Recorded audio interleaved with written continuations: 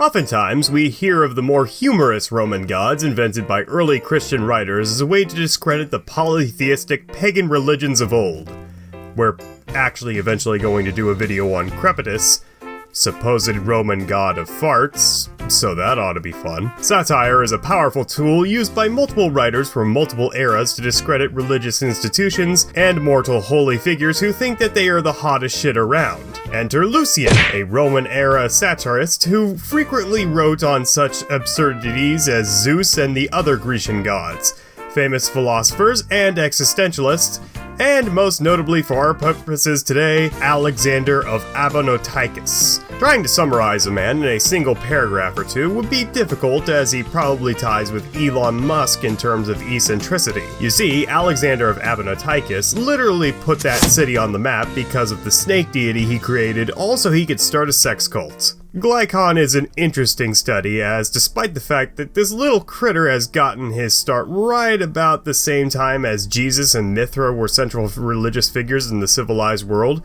he persisted for quite a long time, approximately 3 centuries, with many, myself included, thinking that the cult may have simply burrowed itself away to continue its religious practices to this very day. Despite this, there is remarkably little actually written about Glycon, and the best preserved piece of evidence that we have alluding to his existence is the aforementioned satirical writer Lucian, who attested that the snake was nothing more than a hand puppet designed to get the barren women pregnant, when in actuality it was something else shaped like a serpent attached to Alexander's waist, which was doing all the heavy lifting in that regard.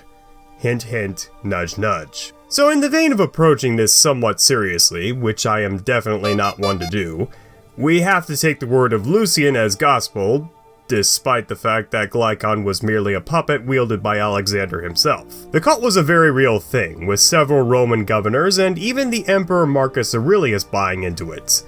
Though given his lack of judgment on his son's ability to rule Rome without being a showboating egomaniac, I'm frankly not very surprised. But just what was it that Glycon had to offer these people that the various other Roman deities could not? Well, aside from consistency on who or what to actually worship, Alexander put in quite a lot of legwork around Abonoticus to get people hyped up for the supposedly hip, new, cool snake god who would serve as the reincarnation of the medicinal god Asclepius, someone who supposedly raised the dead centuries before JC did. Then, at high noon in the middle of the town square in 170 AD, Alexander sliced open a goose egg, whereby the snake was supposedly born before growing in size to that of a proper serpent, which would conveniently always be coiled around his prophet foster daddy, by the way, which then grew a human head with blonde hair, which would then supposedly whisper prophecies of the future to Alexander, which earned him quite a lot of respect amongst the superstitious populace,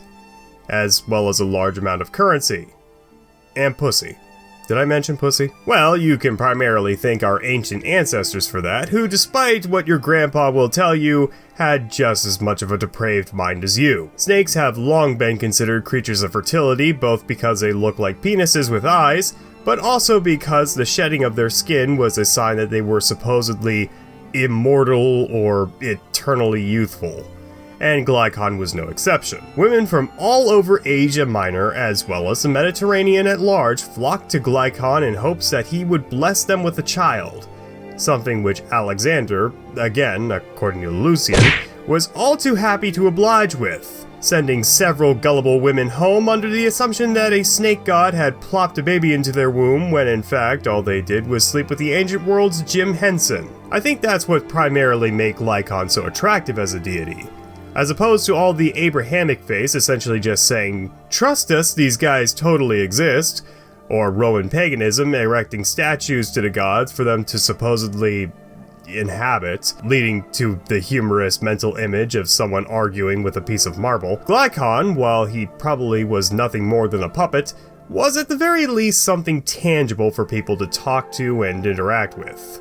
What if God was one of us indeed? Though, like I said, the worship of this deity was always going to be tied to Alexander of Abonoticus himself, And after the mortal man expired, there really was only word of mouth to pass along of Glycon's message in the Roman world, which was quickly becoming domineered by followers of the Way. And despite the fact that Glycon no longer enjoys any popular worship, he is still very much in the public eye as a pop culture figure. Hell, the Italian government put him front and center in the middle of the 10,000 lei note back in '94. So maybe in addition to Tifa from Final Fantasy VII, the Italian government secretly worships a snake with a man's head who is supposedly the reincarnation of the Greek god of medicine. Thank you all so very much for watching today's video. Hopefully you learned something new about this relatively underappreciated fake god, and the second sexiest man to ever play with puppets.